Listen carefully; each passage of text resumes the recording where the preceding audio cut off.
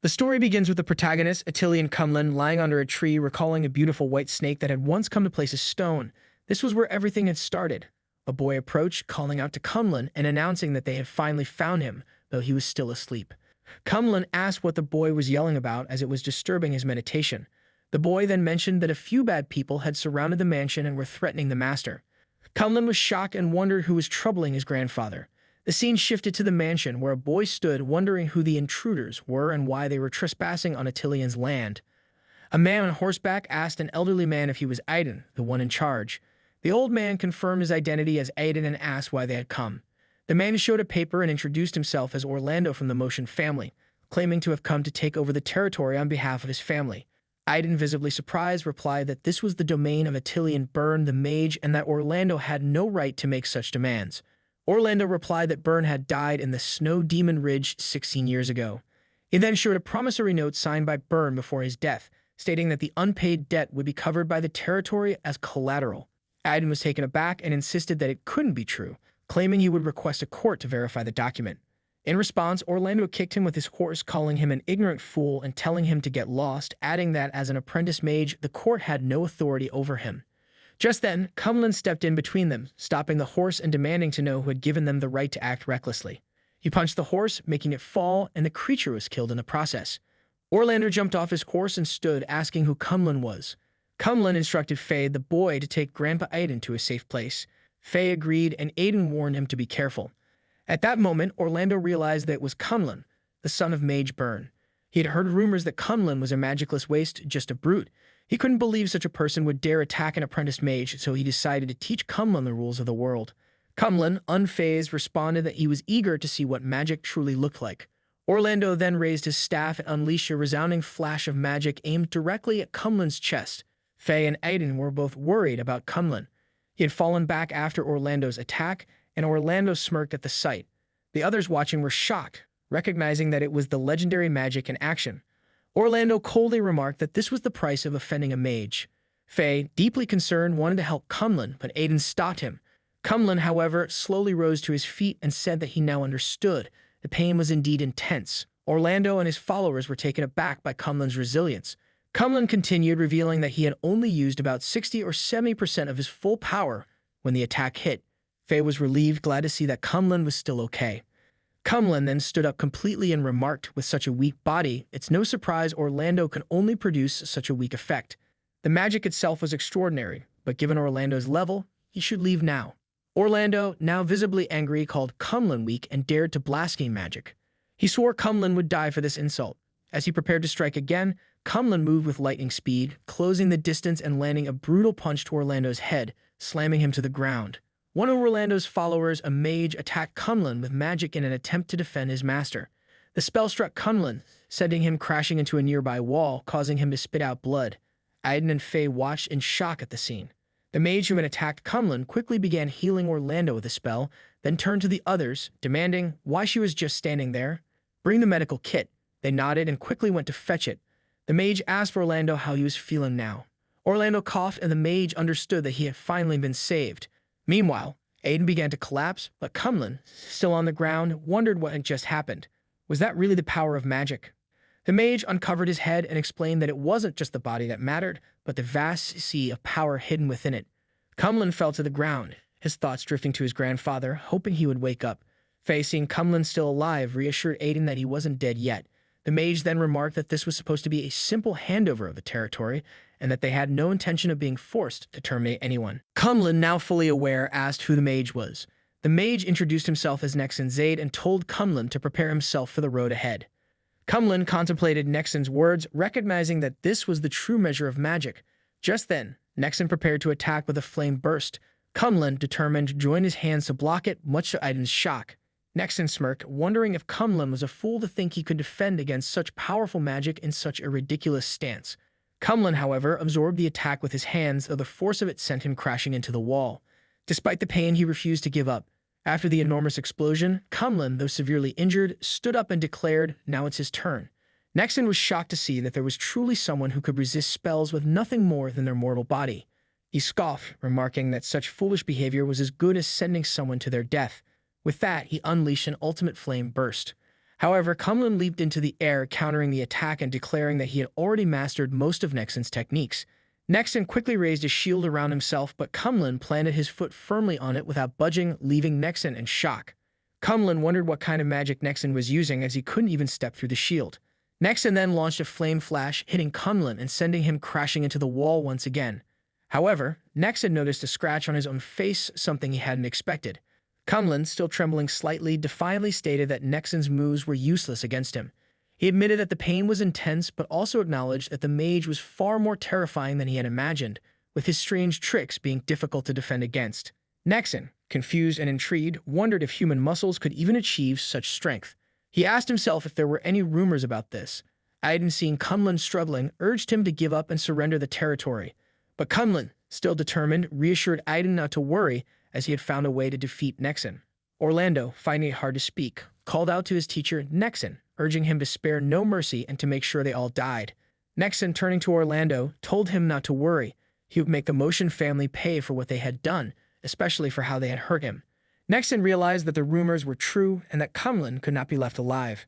Kumlin, determined to strike first and prevent Nexon from casting any more spells, rushed forward with the mindset that strength would be his key advantage. He attacked with a flurry of punches, aiming to overwhelm Nexon before he could react. Nexon, however, calmly created a magical shield to defend himself, acknowledging Kumlin's attack. But Kumlin, undeterred, smashed through the shield with a defiant declaration that he would kill Nexon. Nexon scoffed, calling him a fool, explaining that brute force could never break through his magical barrier. The onlookers were stunned by Kumlin's resilience and began to cheer him on, urging him to defeat Nexon. Nexon, clearly angered, prepared to retaliate. He told Kumlin that he had been too lenient, allowing him to entertain the thought of opposing a mage, and now the farce would end. He began chanting his spell, and Orlando realized it was a secret magic. He quickly ordered the others to kill anyone supporting Kumlin, as the chain of magic was released toward Orlando and wrapped around his head. Kumlin swiftly grabbed Orlando, tossing him toward Nexon. In response, Nexon stopped chanting, grabbing Orlando mid-air. At the same time, Kumlin rushed forward and landed a brutal punch directly into Nexon's chest. But to everyone's shock, Nexon was still chanting despite the blow. Seeing this, Kumlin quickly grabbed the magical chain and wrapped it around Nexon's neck, declaring that he would interrupt Nexon's spell. Nexon was writhing in pain, and Kumlin realized just how dangerous mages truly were. He couldn't afford to slack off for even a moment. Tightening his grip, Kumlin made Nexon scream in agony. Orlando, witnessing this, couldn't believe what he was seeing. Kumlin was actually defeating his master, the elemental mage, with nothing but brute force. He pleaded for Kumlin to stop, warning that attacking a mage as a mortal would lead to the extermination of his clan. He asked if Kumlin was willing to risk his entire clan's destruction. Kumlin, however, ignored Orlando completely. Frustrated, Orlando ordered his followers to help Nexon. As they moved forward, local residents stepped in, telling them to stop and warning that if they came any closer, they would all be beaten up. Nexon, though in immense pain, thought to himself that he only needed a few more moments before he could complete his ultimate technique. Kumlin, still holding Nexon, reflected on what he had just said. He wondered aloud if Nexon as a mage had ever considered showing mercy when committing violence, or whether he had ever thought that taking innocent lives might provoke retaliation. Kumlin then told him, "Go ahead and die." In a final, desperate attempt to retaliate, Nexon activated the soul-locking wheel, a dangerous spell that wrapped around Kumlin's neck. Kumlin screamed in defiance, rejecting the possibility of mercy. With one final brutal twist, Kumlin tightened his grip so hard that Nexon's head was severed from his body, leaving everyone in stunned silence. A visible mark remained at Nexon's neck, evidence of the magic he had used. Kumlin released the lifeless body, standing tall. He referred to himself as the executioner of mages, coldly walking away from the scene. Upon seeing the situation, the people of Orlando surrendered to Kumlin, claiming they were merely mercenaries hired by Orlando and had no involvement in the conflict. They pleaded for their lives. In response, Orlando angrily demanded if they thought betraying him would absolve them of responsibility. He told them they didn't understand the seriousness of the situation. There was no hope for them. Everyone present would surely die. He also reminded them of the severe punishment that the magical alliances imposed on those who disrespected mages. The local people, referring to Kumlin as the young master, asked what they should do.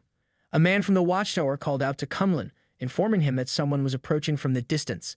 Everyone watched as a girl riding a black horse arrived, commenting that it seemed she was a little late. Orlando noticed the emblem of the Rhine Academy around her neck and asked if she was an apprentice mage, hoping she might spare his life. The girl introduced herself as an apprentice mage from the Mosin clan and informed Orlando that the villagers and traders had committed the grave crime of killing a mage and betraying their master. They would all be subjected to the punishment of both the kingdom and the Mage Alliance.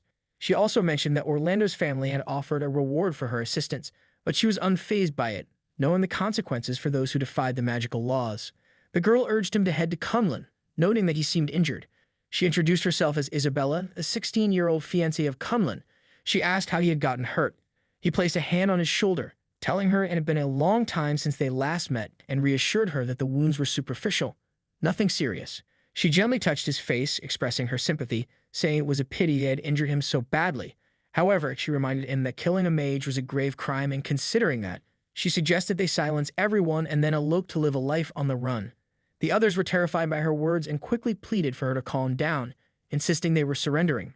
Kunlun told Isabella that it wasn't necessary, things hadn't yet reached the point of no return. Even if they captured these people now, it would bring an unbearable disaster to the people of the territory.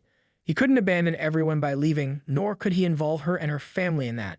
They all just stared at him as he continued, explaining that there was still a way to resolve this. The kingdom's triennial mage apprentice grand examination was about to begin. He had decided that he would enter the competition and settle the conflict through a mage duel. Faye commented that if it was a duel between mages, the nature of the conflict would change. Aiden hesitated, absorbing Kunlun's words. Orlando wondered if Nexon was an idiot. After all, wasn't he the famous muggle with no magical aptitude? That was likely the reason the gaming faction had sent Orlando to seize the property. Kunlun, however, responded that he believed where there's a will, there's a way. Becoming a sage had been his goal since childhood, and he had trained for many years to achieve it. He was determined to become a sage, no matter what. Though others were shocked by his determination, Isabella firmly believed in him. She expressed confidence in her brother's words, saying that he would surely achieve his goal. Faye, too, had unwavering faith in Kunlun, stating that he was invincible. The others also showed their trust in him. Orlando, however, was stunned by this show of support. He wondered if they had all gone mad. After all, none of them were even magical beings. What was the point of trying so hard? Kunlun turned to the men with Orlando, instructing them to take Orlando and leave. He then told them to inform the Mosin clan that Kunlun could defeat a mage with his fist, and was confident that he could destroy a third-rate family. The group was terrified, and one man quickly lifted Orlando to leave, even thanking Kunlun for sparing their lives. Kunlun's thoughts turned inward as he reflected on his past. He remembered a time in the forest when a group of children had gathered stones. One of them mentioned that he had heard Kunlun's mother was a snake demon, and another child called Kunlun the child of the snake demon. The children referred to Kunlun as a monster, telling him to stay away and throwing stones at him. At the time, Kunlun was only 7 years old. Angered by their cruelty, he punched one of the boys and shouted at them not to speak ill of his mother, warning that he would smash the boy's mouth.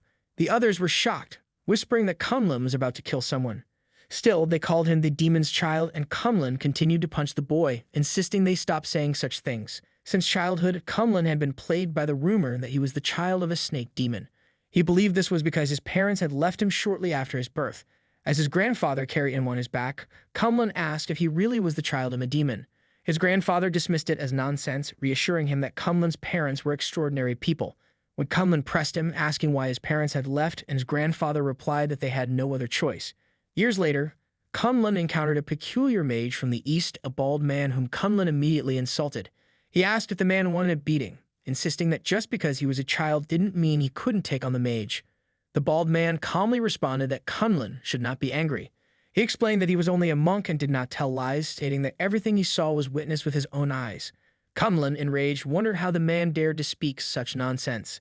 The man told Kunlun that in the distant east there was a city built by mages, Carrion City, also known as the Mage Capital. At the center of the capital stood a majestic tower called the Rafa Tower. Beneath Rafa Tower in Lyrian City, a snake demon that had been cultivating for 1,000 years was suppressed. It was said that the offspring of this demon, raised by human hands, lived in the Cloud March continent. Kunlun, surprised, asked what the man was talking about. The man explained that these were merely rumors, but then he asked, why couldn't Kunlun, the child of a genius mage, practice the magic of this world? Kunlun, confused and a little defensive, wondered how the man knew that he couldn't practice magic. He dismissed it as nonsense, thinking that perhaps the man was mocking him. The man, sensing Kunlun's frustration, suggested that if Kunlun was truly interested in his heritage, he should explore it for himself. From that moment, Kunlun understood one crucial thing. In a world where mages were revered, in order to prove himself to his loved ones, clarify his heritage, and roam freely, he needed to become a mage. With this realization, Kunlun made a decision. He would live alongside his fiancée, who was with him on horseback, and together they would travel to Lyrian City, a place built around a prestigious mage academy. Kunlun understood that in the world of the Cloud Marsh continent, magic was omnipotent. All authority, nobility, and armies relied on mages to provide strength and support. Mages were produced and trained by the four major magic academies. Isabella took him to the Lyrian Hyde Magic Academy, where Kunlun learned that the Mage Apprentice exam was held only once every 3 years, and his timing was perfect. He realized that most of the so-called apprentice candidates had already mastered a fair amount of basic magic, and there was no shortage of outstanding talents among them. Some candidates were even practitioners of dark and secretive professions. For them, becoming a Mage Apprentice was a means to cleanse their identities. However, the pass rate for the Mage Apprentice exam remained extremely low. This was because the standards for the exam were incredibly strict, and the entire process was divided into 4 rounds. The first round was a written exam on magical knowledge. The large number of students were taking the exam, and the examiners often found that there was always one unusual candidate in every batch.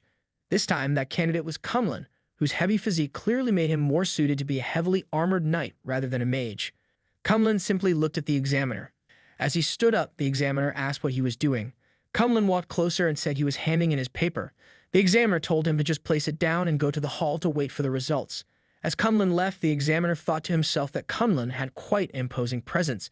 He also handed in the paper so quickly. Did he even answer the questions? After a while, the bell rang, startling everyone. They wondered what was going on.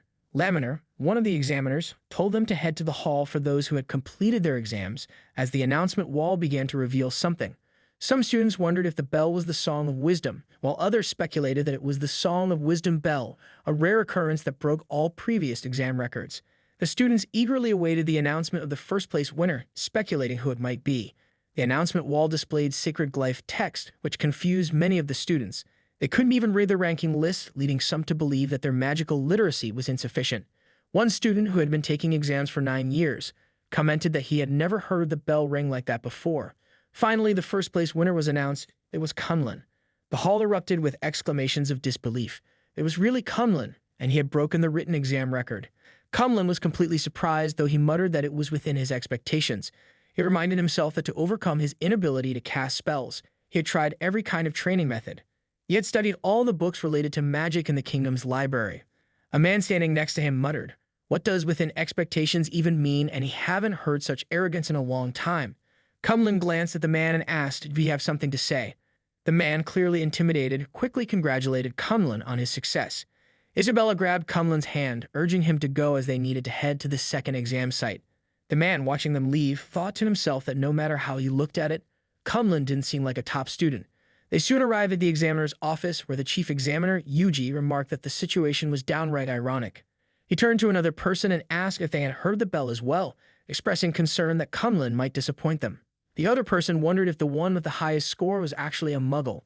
He also commented that it was a bit sad, as he had long felt that their mage examination system was outdated, which was why such a ridiculous situation had arisen.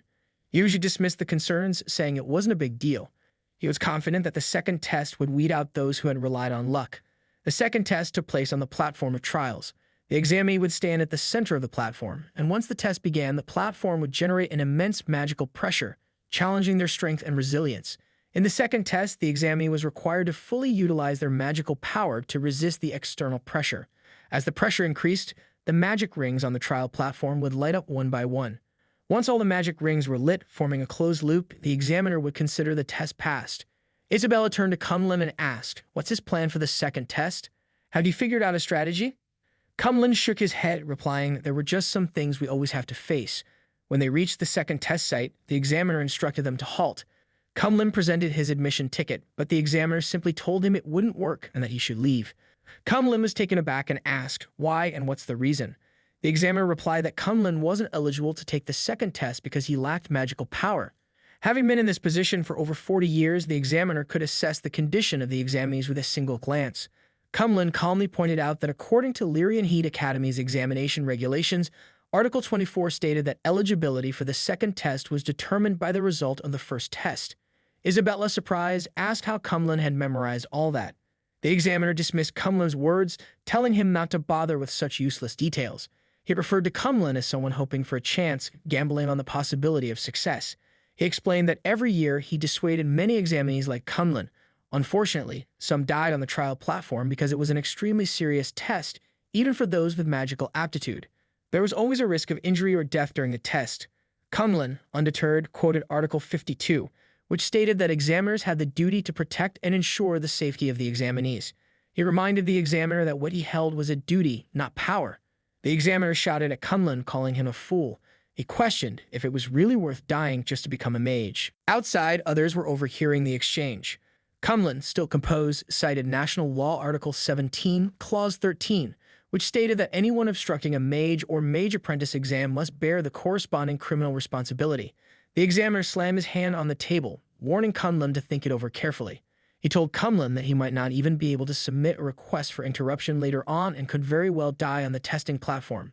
Kunlun thanked him for the reminder and stepped onto the platform. The examiner muttered to himself that trying to persuade Kunlun was like talking to a wall. He then announced that the examining was in position and the trial test would commence. As the trial began, Kunlun felt the immense pressure from the platform. It felt as if the pressure was penetrating his legs, his body, his organs, and even his bone marrow. It was so powerful, it felt as though everything inside him was being torn apart. The examiner, watching closely, warned him to keep an eye on the magic circles beneath his feet. He explained that as each segment lit up, the pressure would increase exponentially. He gave Kunlun one last chance to back out, asking if he regretted it and still wanted to stop the test. Isabella, watching from the sidelines, wondered how Kunlun was holding up. Kunlun's shirt was completely torn off, but he calmly stated that he was in excellent condition and feeling fine. The examiner was stunned, wondering how this was possible. Kunlun was clearly resisting with nothing but his physical body, and the magic circles had already lit up more than halfway. No one in the past had reached this point relying solely on their physical strength. Finally, the examiner asked if Kunlun could truly hold out, to which Kunlun replied he have said it 100 times. "I'm still in excellent condition. My body doesn't feel anything like that." The magic circle was almost complete, and Isabella was encouraging Kunlun to hold on. She wondered why the test had turned out this way. The examiner continued to marvel at how it was even possible for muscles to resist magical pressure. Finally, the last segment of the circle lit up, and Kunlun passed the test. Isabella, overwhelmed with emotion, cheered for him. The others watching were equally shocked. The examiner, still in disbelief, questioned if there was truly a human in the world capable of resisting magical pressure with just their muscles. Kunlun then turned to the examiner and asked what he was still waiting for. "Just promote me. I want to take the final test." The examiner, taken aback, hesitated, but Kunlun's determination left little room for doubt. He was eager to proceed. The final test, known as the infinite stage test, was about to begin. The trial platform would continuously increase the magical pressure until it surpassed the highest record or reached the limit of the array on the platform. Isabella, still concerned, asked Kunlun why he wanted to continue after already passing the test. Kunlun, feeling the overwhelming pressure, snapped, "Stop talking nonsense and just test him." As the test continued, Kunlun struggled against the escalating pressure. His legs felt as if they were being pierced by the force, and he screamed out in agony. Isabella and the others could only watch helplessly, while the examiner was equally shocked at Kunlun's determination. Suddenly, the bell rang again, surprising Yuji. He wondered aloud who triggered the bell this time. The sound of the bell echoed, leaving everyone stunned. The examinee wondered about the bell of praise ringing again, signaling that someone had broken the exam record once more. They quickly rushed to check the announcement as the sound of the bell was coming from the trial hall. They wondered how it could be so easy to break the record.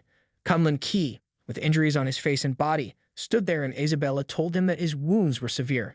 She wondered why he had gone to such lengths. He apologized for making her worry and acknowledged his condition.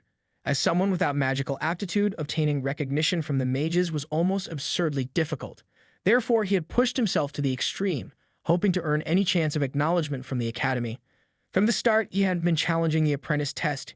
He had been challenging the entire system of rules and order in the mage world. Isabella then understood Kunlun's determination. Meanwhile, other examinees gathered around, noticing Kunlun's name again on the list, and they wondered if it was a mistake or if he had actually broken the record in 2 consecutive exams. Yuji, angered by Nidolan, who had overseen Kunlun's second exam, reminded him that he had instructed not to allow Kunlun to pass. So why had it happened? Nidolan apologized, explaining that he had never seen a candidate so desperate. Yuji, however, called it ridiculous and reminded Nidolan that his duty was to assess the candidate's magical abilities. Allowing a non-magical person to pass the exam was a blasphemy against the entire system. He asked if Nidolan could justify wearing the examiner badge after this. Nidolan apologized again, explaining that Kunlun met all the criteria outlined in the exam rules. He also suggested that if Yuji had seen how Kunlun left the trial room, he might understand. They couldn't arbitrarily take away an opportunity Kunlun had worked so hard for, especially considering how sincerely he believed in it.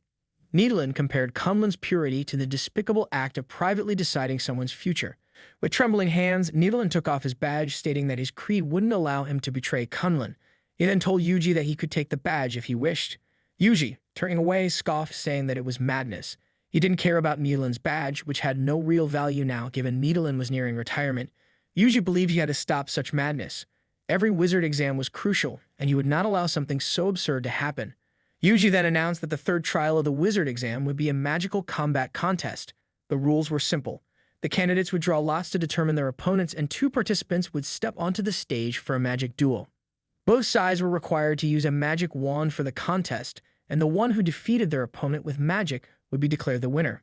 The candidates were instructed to bring their own magical instruments, and the competition would continue until the final 40 were selected, at which point they would be considered to have passed the exam. The examiner explained this to the students, mentioning that the contest would begin the next day, giving everyone half a day to prepare. The students were talking among themselves, expressing disbelief that the third trial would be a magic duel. It was crazy. One student mentioned that thanks to hiring a private tutor, he had already learned offensive spells. Another wondered about the fairness of candidates bringing their own magical instruments, speculating that if they encountered a rich young master, it wouldn't be fair. But someone else disagreed, arguing that money was already part of one's strength. Kunlun understood that they were already being targeted. Isabella then asked what they should do. Kunlun suggested they buy magical instruments. Lyrian City, after all, was known for its abundance of magical resources, and there were more than a dozen magical instrument shops in the city alone. Kunlun picked a wand from a shop and tried to use magic, but the shopkeeper quickly asked him to stop. She warned that if he broke anything in the store, he would have to compensate for it at full price. She then told them to leave as the store didn't meet their needs. Isabella encouraged Kunlun, saying she had heard there were a few more shops in the West District and suggested they check them out. Kunlun declined, explaining that he just wanted to confirm something. He felt that he couldn't activate any magical instrument, and the rules of the exam seemed so tricky. As they walked, they were stopped by a man who told them they were in the wrong place. Isabella quickly realized they had accidentally stumbled into the territory of the Broken Sky Gang. Kunlun asked who they were, and Isabella explained that the Broken Sky Gang was a group of fallen knights and abandoned apprentices who had formed a criminal organization. One of the gang members, a woman, informed her boss that Isabella appeared to be a mage apprentice. The boss replied that apprentices would be dealt with later after they had cleaned up any traces. Kunlun, not fully understanding the situation, commented that the gang seemed like just a small group helping each other out. Isabella clarified that there were only 3 of them, and later they could charge out together. Kunlun corrected her, pointing out that there were 5 attackers, one shooting from above and another preparing to strike with a sword. Kunlun stopped the arrow that was headed for Isabella, and the others rushed to attack him. He punched one assailant and then threw the arrow toward another. As the third attacker began chanting a spell, Kunlun effortlessly deflected it with his hand, dismissing it as a petty trick. Finally, one of the attackers got close to Isabella, but Kunlun grabbed his face and threw him into another assailant. Isabella was shocked by what she had witnessed. Just then, the boss struck Kunlun on the head with a hammer, lamenting the loss of so many of his elites. Despite the blow, Kunlun remained unharmed, which left the boss stunned. Kunlun then grabbed the boss's face, taunting him about trying to sneak up from behind. His words were interrupted as he seized the hammer from the man's grip. Isabella called out, asking if he was all right. Kunlun reassured her not to worry, but then noticed that the hammer was starting to transform, freezing his hand. He realized the weapon had been enchanted with ice magic. Kunlun was stunned, and the man laughed, taunting him for falling into the trap. Kunlun was left wondering how the man could have something like that. The man told Kunlun that it wasn't pleasant and asked if he could feel a frostbite. He explained that the frost would spread throughout Kunlun's body, eventually freezing his heart and causing him to die. Aisha then asked how Kunlun was feeling, to which Kunlun replied, "It's a bit and indeed something." Kunlun easily broke free from the frost by tightening his muscles, which left the man shocked. Isabella asked if the frost magic hadn't hurt him. Kunlun mentioned that he had found a way to practice during the third test. The scene shifted to the next day, where all the candidates were gathering for the third test. The host addressed the participants, urging them to focus as the next event was the third trial of the Mage Apprentice examination, the Magic Combat Tournament. He instructed the contestants to enter in an orderly manner. Isabella stayed behind in the audience to cheer Kunlun on. Kunlun, confident, reassured himself that he would do his best. A man observed Kunlun and remarked that he looked unexpectedly useful, wondering if he had mistakenly thought this was the Knight Apprentice arena. Another person wondered what Kunlun was carrying on his back. A boy with red hair remarked that the magic arena wasn't a place for comparing sizes. Someone else speculated that the boy might be Diffuk, the genius. Another person agreed, saying they had heard that Diffik looked like an elementary school student but possessed extraordinary strength. They realized they couldn't underestimate the examination this year. Yuji and a man were observing the event from a room. The man mentioned the modification of the rule, where the contesting parties must use magical tools to attack with magic, and defeating the opponent would count as a victory. He thought it was a cautious approach. Yuji remarked that for the honor of the academy, being overly cautious was not excessive, and that even if they found a reason, eliminating someone on the arena floor would be the safest approach. The man reassured him, saying that he had managed the agreements and could legitimately eliminate the opponent in the third trial. All the contestants were asked to line up according to their draw numbers, and they were about to see the groupings. One person wondered whether passing the exam depended largely on luck. Another person commented that luck was always a part of strength. They were looking at Group 35, which was considered terrifying because number 178 was the recently famous contender Quaida. Number 176 was the genius heir of a prestigious mage family Mello. Number 180 was the holder of a special bloodline Sorol, and lastly, number 179 was the magical girl Luming. The contestants were surprised to see that all the strongest contenders were grouped together, and the competition in Group 35 was going to be incredibly fierce. Someone remarked that the person who drew number 177 would be very unlucky. Another person quickly told them to keep their voice down. The man with Yuji thought that with a little manipulation during the draw, they could legitimately eliminate such chaos. Finally, the duels began. Though it was an entrance exam for mage apprentices, most candidates already had some basic knowledge of magical combat, making the competition extremely intense. After some time, it was finally the turn of Group 35. Mello was knocked to the ground, and people murmured that Mello, the talented heir of a mage family, was once one of the most promising candidates for that year's apprentice exam. It was said that at just 14 years old, Mello had already mastered 3 attacking spells. Kunlun was surprised to hear this and remarked that achieving that level of skill even before becoming an apprentice was impressive. Mello's opponent, of course, was none other than Kunlun. A man commented that meeting Mello in the first round was truly unfortunate for his opponent. This reminded them of Kunlun's name. He was the one who had triggered the wisdom bell twice on the first day of the exam. They wondered if Kunlun was really that person, but he didn't seem like a mage. His physique was an exaggerated contrast to what they expected, but everyone knew that strength was often inversely proportional to one's physique. One contestant pointed out that they should just look at Mello, who took out his magic wand, the Jade Heart. Another person remarked that it was said to be a famous artifact from the Abyss of Extremes.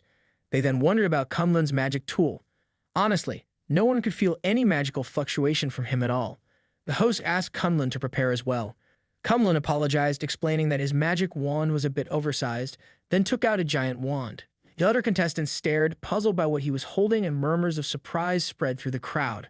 Kunlun recalled the previous day when the magic wand had been given to him by the kind people from the Broken Sky Gang who had asked for his mercy. That was all the equipment they had. Kunlun remembered gripping the neck of the gang leader who had pleaded for their lives and then shown him the magic tools they possessed. Kunlun realized that the key to enhancing the weapon lay in the special materials, which was why he had sought out the blacksmith Ajax to help him craft the wand. Ajax had been surprised when Kunlun asked him to melt down those magic tools and forge a club instead. He had been insulted by the request, as it undermined his craftsmanship. Furthermore, Ajax had claimed there wasn't enough time, advising Kunlun to leave. However, Kunlun had simply placed a bag of money on the table, and Ajax, now more interested, had said that it wasn't about the time. It was about his love for forging. He assured Kunlun that he would leave it to him, and Kunlun could be 100% sure of the result. In the end, with the full support of the enthusiastic blacksmith, the enchanted wand was finally completed.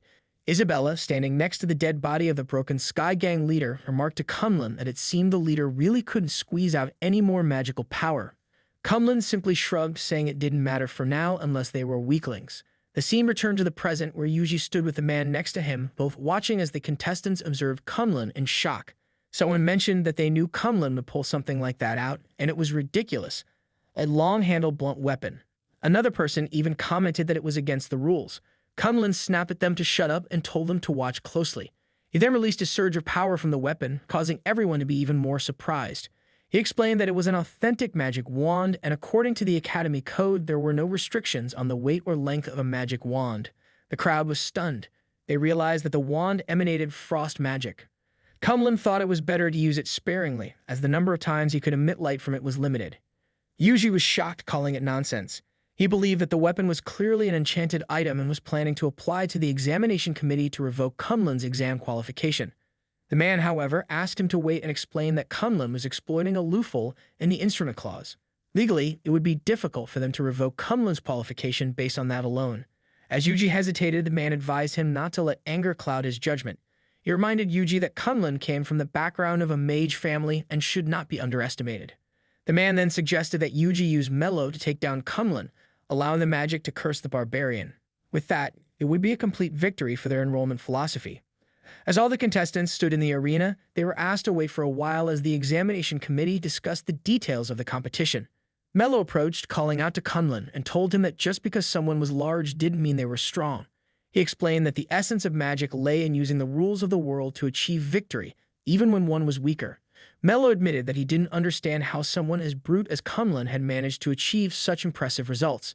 Someone in the crowd remarked that Mello truly lived up to his reputation, noting that his words and actions were quite different. Even though they were opponents, they still respected each other enough to teach one another. Isabella seemed worried about Kunlun. One contestant agreed with Mello, stating that magic had a natural advantage over brute force. Another added that, in that case, knights and rangers of the same level must submit to mages, and that Kunlun's large club clearly slowed down his spellcasting speed, a ridiculous choice. The examiner addressed all the candidates, announcing that after the committee's discussion, the schedule would remain unchanged. The candidates mentioned that the examination committee must have made their decision based on this. Finally, the duel between Mello and Kunlun began.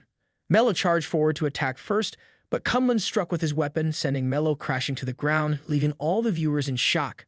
Kunlun apologized, stating that he never underestimated his opponent's strength.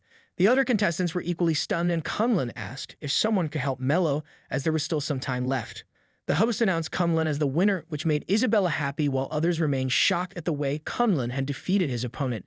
Some wondered if they were witnessing a joke or if they were dreaming. The man with Yuji was taken aback, and Yuji trembled, wondering what had just happened. The man remarked that it was because Mello had been careless, likely due to his lack of experience fighting warriors. As a result, he let his guard down.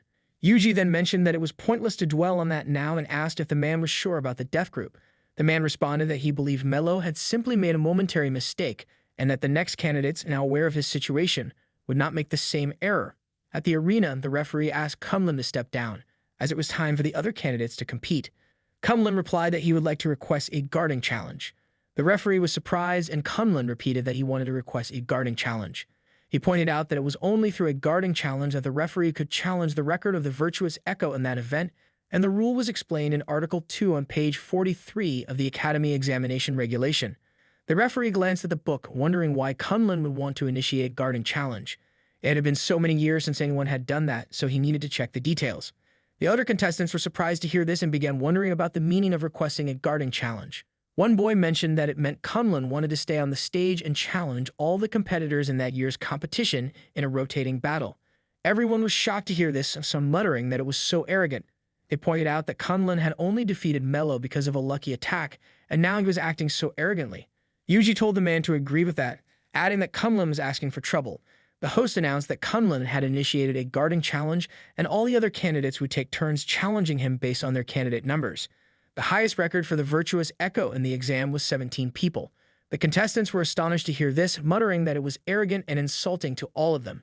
Quita stepped onto the ground, stating that, based on the candidate numbers, he would be the next to challenge Kunlun.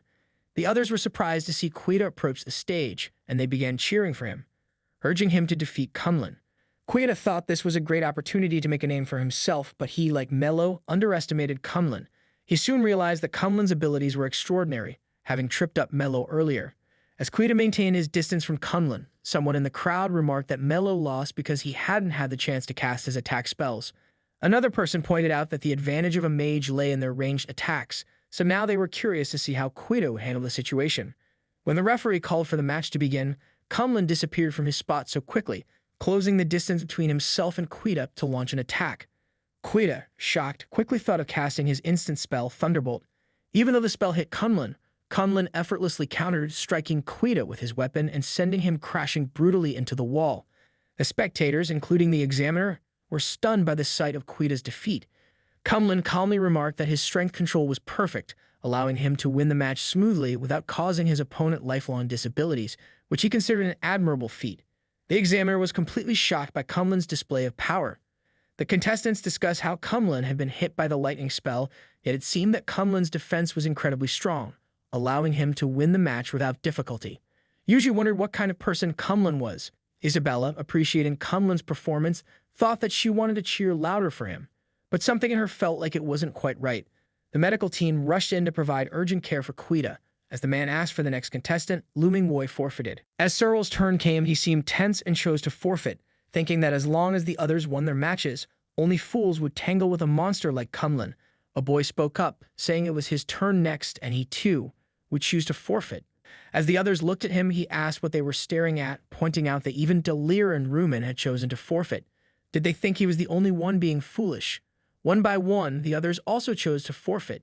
The examiner turned to Yuji, mentioning that there had been a wave of forfeits, with multiple candidates consecutively choosing to withdraw rather than compete against candidate 177. The man referred to them as cowards and wondered what would happen if this trend continued. Yuji looked at him and asked if this was his confident plan. The man, looking nervous, responded that he still had a trick up his sleeve. After Group 35, he had arranged for a trump card, Mage Jialong, candidate 191. Jialong had been disqualified from the previous exam for killing a candidate, but the man estimated that his strength was on par with a junior mage and he was an extremely peculiar individual. His candidate number was 189.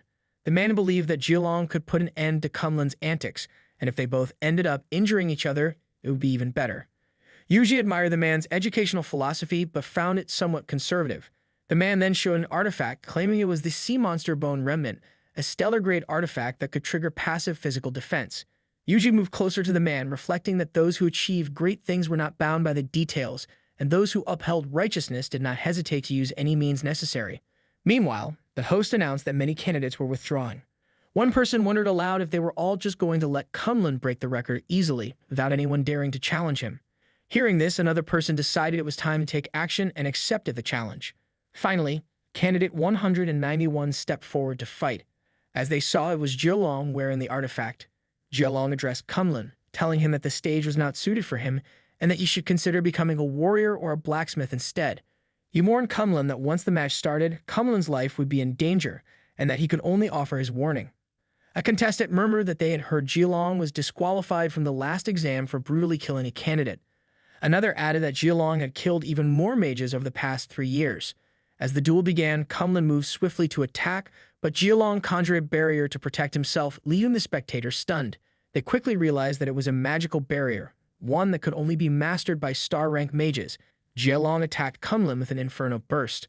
The spectators were shocked by the sheer power of the attack. Jialong quickly apologized, saying he had no intention of killing Kunlun. Kunlun emerged from the attack, calmly asking if that was truly the case before grabbing Jialong's hand and telling him that he would repent. Kunlun struck again, but the magical barrier protected Jialong, even causing Kunlun to pull his hand away. It was clear that the artifact was providing immense power, and Jialong understood just how powerful it was. Jialong then launched another inferno burst, hitting Kunlun directly. The candidates were in awe, realizing that this was another form of stellar magic. Isabella appeared worried for Kunlun. The candidate remarked that not even a mage could master several forms of stellar magic. Jialong, determined to end the duel quickly, thought that he needed to enter the academy and learn the secrets of spirituality, otherwise his body would collapse sooner or later. He watched in disbelief as Kunlun came out of the attack, nonchalantly remarking that it was just superficial magic, much weaker than the mage he had killed with his bare hands. Jialong was stunned to see that Kunlun hadn't died. The other candidates were equally shocked and began to wonder if Kunlun had truly killed a mage before. Isabella called out to Kunlun, urging him to be careful. Kunlun calmly replied, telling her not to worry, as he had already found a way to defeat Jialong. The man watching with Yuji was bewildered, wondering how Kunlun was withstanding these stellar attacks. He questioned whether Kunlun was using footwork to dodge vital points, or if he had some kind of body-shielding technique. Yuji, however, replied that Kunlun didn't have any defensive techniques at all. He was using his body as the shield. Jia was enraged by the message claiming that he would surely kill Kunlun, and in his fury, he attacked with dark flame. The contestants were shocked to witness the black magic, and Jia declared that he had won the match. However, suddenly, Kunlun returned, mentioning that Jia's anger only made him stronger. Kunlun grabbed Jia's face and continued, explaining that Jia had probably used some kind of artifact, but the triggering mechanism had been a strong impact. He revealed that the reason he was able to grab Jia's hand at that moment was because, with just a slow exertion, Jia's shield couldn't be triggered. The contestants were left wondering what was going on. Couldn't Kunlun even be stopped by black magic? It didn't even seem to affect him. Yuji was in shock, amazed at Kunlun's keen observation skills and his ability to make such an accurate judgment about the triggering mechanism of the sea demon bone remnant so quickly. Kunlun gently twisted Jia's head down and arranged medical treatment for him. The referee agreed, though they wondered why Kunlun was the one giving orders. As Kunlun was declared the winner, the contestants were left in complete doubt, unsure of what would happen next. In the subsequent 3 rounds of competition, no one volunteered to compete, and Kunlun won accolades for his 3rd trial victory. Jia believed Kunlun was invincible. Yuji then asked a man to inform Kunlun that he wished to meet him. When Kunlun arrived at Yuji's office, he asked if Yuji truly wanted to see him. Yuji realized that things were escalating and mentioned that Kunlun had made a remarkable impression by triggering the Bell of Wisdom 3 times. Kunlun acknowledged Yuji's good fortune in the draw for the match schedules. Yuji, however, was focused on a different matter and mentioned that he had investigated Kunlun's background. He discovered that Kunlun had accidentally killed a visiting apprentice mage from the Motion family and had come to the academy to avoid the trouble. Kunlun asked how pervasive were the information channels among mages. Yuji replied that they were well aware of Kunlun's situation and noted that he lacked magical aptitude. However, Yuji promised Kunlun that he would use his influence to settle the dispute over the mage's death. But there was a condition. Kunlun would have to voluntarily withdraw from the competition. Yuji knew that Kunlun was the successor to Mage Burn and recognized his outstanding combat skills and talent.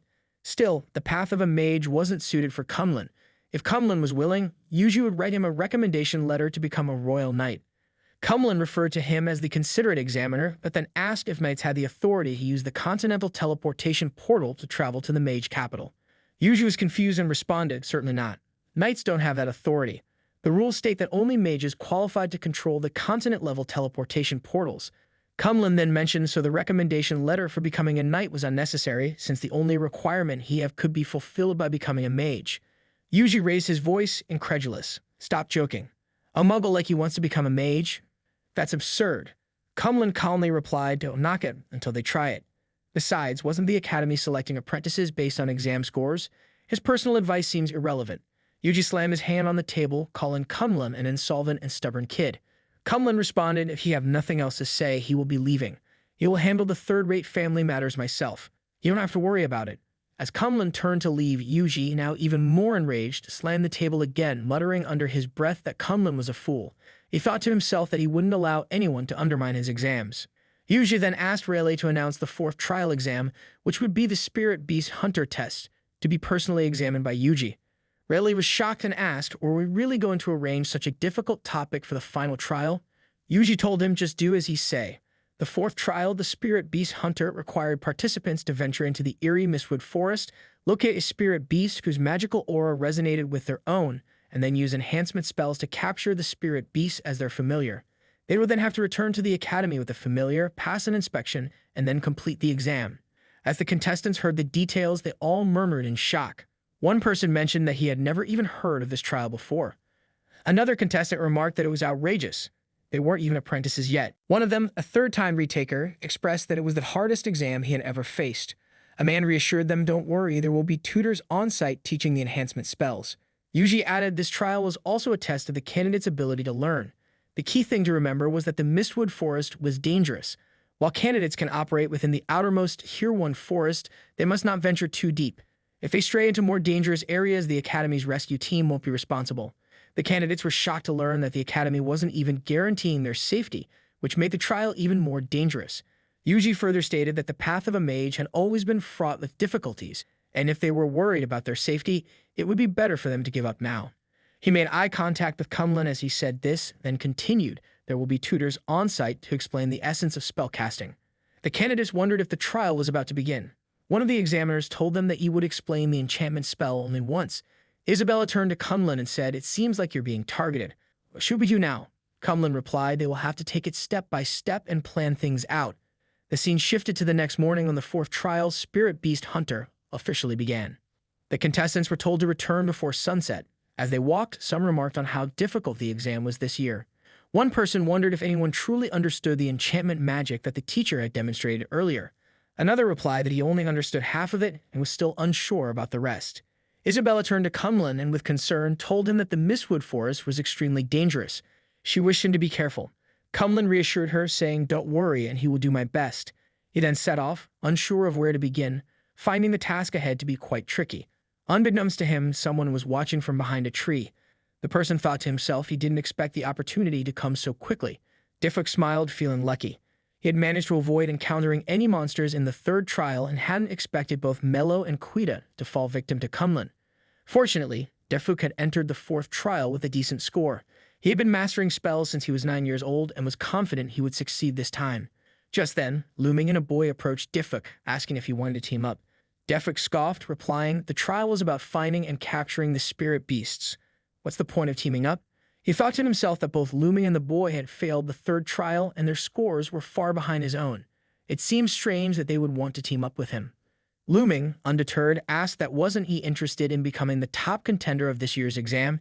She heard there were very generous rewards for the top scorers and they will help him out. Diffuk found it ridiculous, and they too were competitors, so why would they suddenly be so kind? The boy, however, explained the truth. We failed the third trial, and now we must score high in the fourth trial if we have any chance of passing. That's why we'd like to team up with you. Together, we can capture a second-tier spirit beast in the second-tier forest. Diffuk considered it for a moment. Were they really planning to capture second-tier spirit beasts just for a high score? He thought about how his situation was different from theirs.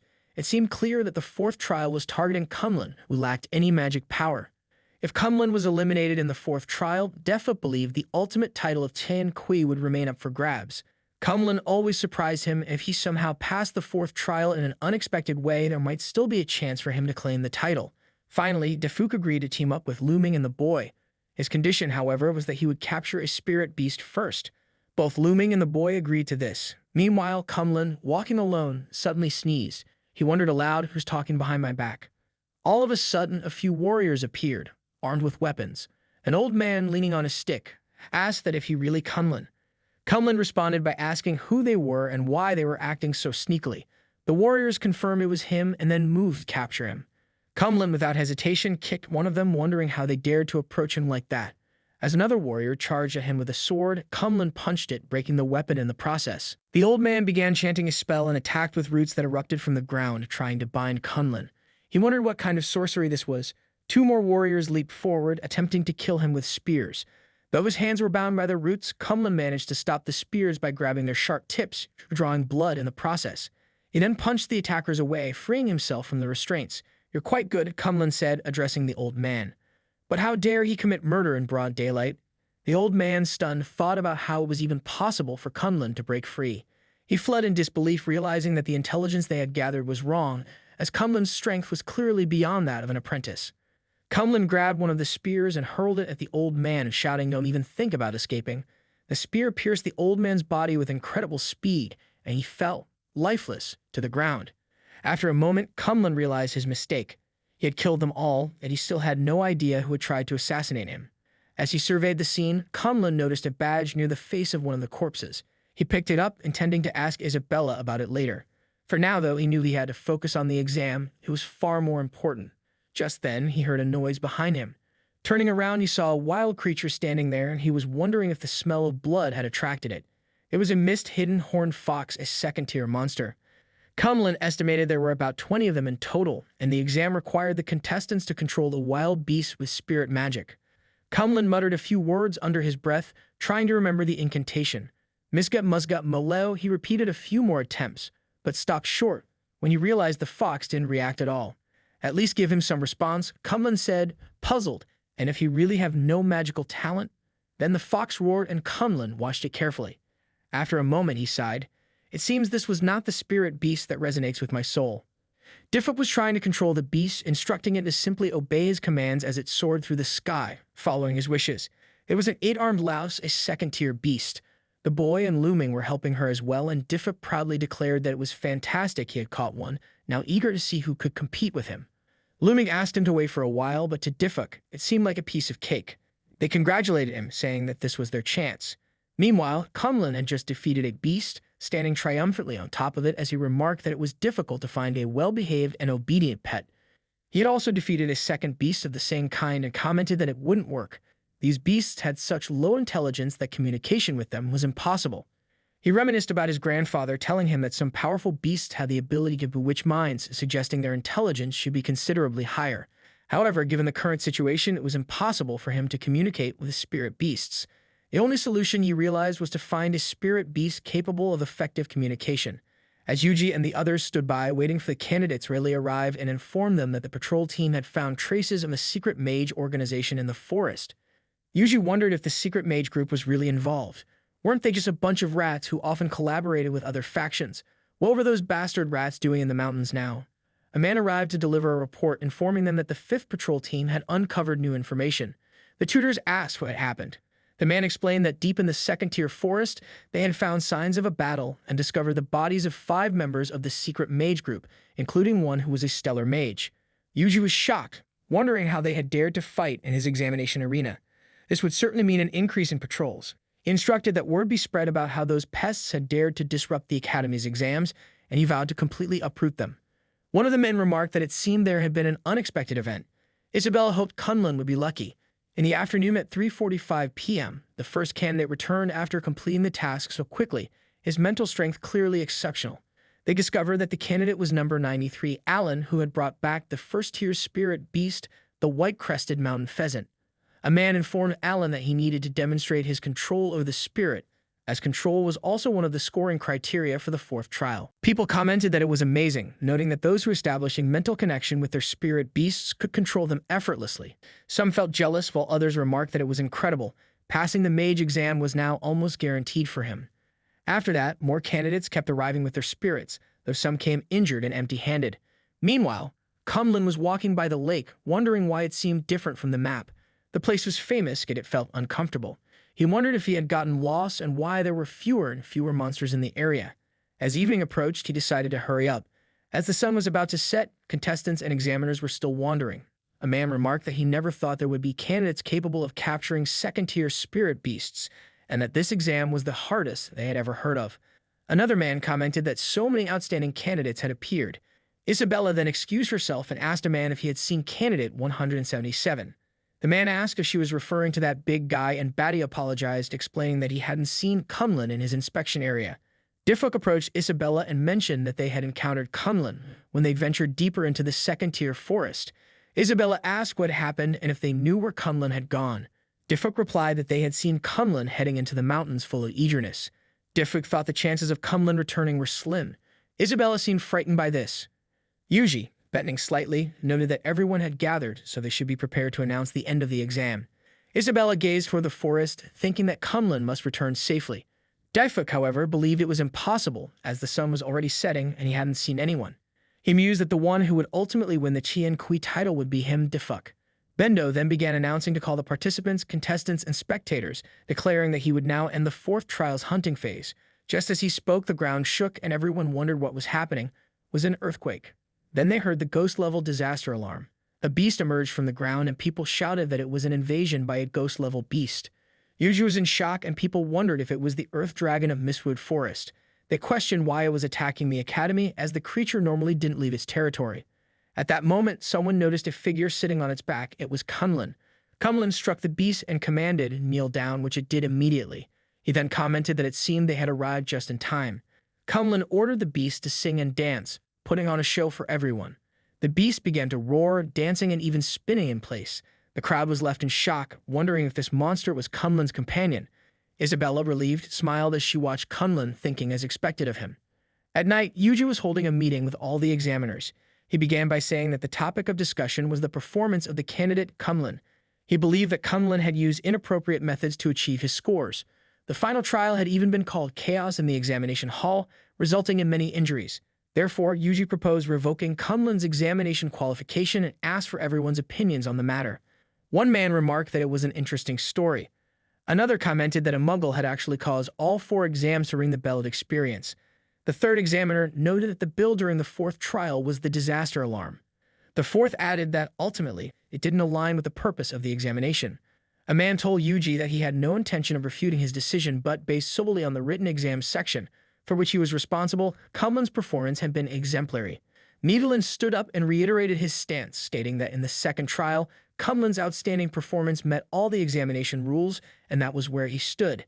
A chubby man disagreed, arguing that in the 3rd trial, Kunlun had simply exploited the loopholes in the examination rules. He proposed that Kunlun's bells of excellence should be revoked. A man told him that it was easy to say, but the bells of excellence were a creation of the Mage Association. He asked how the chubby man proposed to alter its record. The chubby man replied that they would have to apply to the association's headquarters. The man asked if he was kidding. Yuji shouted that enough was enough.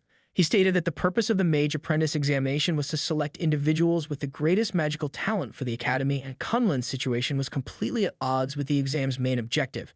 If the academy admitted such apprentices, wouldn't it become a laughingstock? He hoped they could all unanimously pass the proposal to revoke Kunlun's examination results. The headmaster entered and remarked that if internal meetings were held to decide the fate of the candidates, then what was the point of the examination's significance? Everyone stood up to show respect to the headmaster and greeted him. The headmaster addressed Yuji, telling him that he had heard they had recruited some interesting apprentices this year. Yuji replied that it had been an unexpected turn in this year's examination, as they had allowed a candidate with no magical ability to pass all the tests. To ensure the fairness of the examination, he proposed revoking Kunlun's results. The headmaster dismissed the idea as nonsense, remarking that the young were often more confused than the old. Yuji asked him to enlighten him. The headmaster then asked, what was the most important thing for a mage? He explained that it was a rule that if a participant had passed all their tests according to the rules, they must be accepted as a mage apprentice.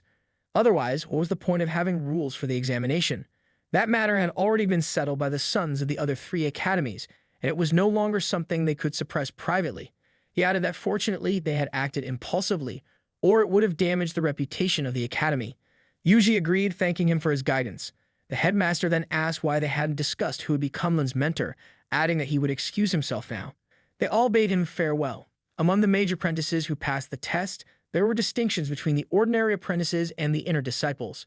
The inner disciples received personal instruction from mages and had more opportunities to participate in mage trial tasks to advance toward becoming full mages.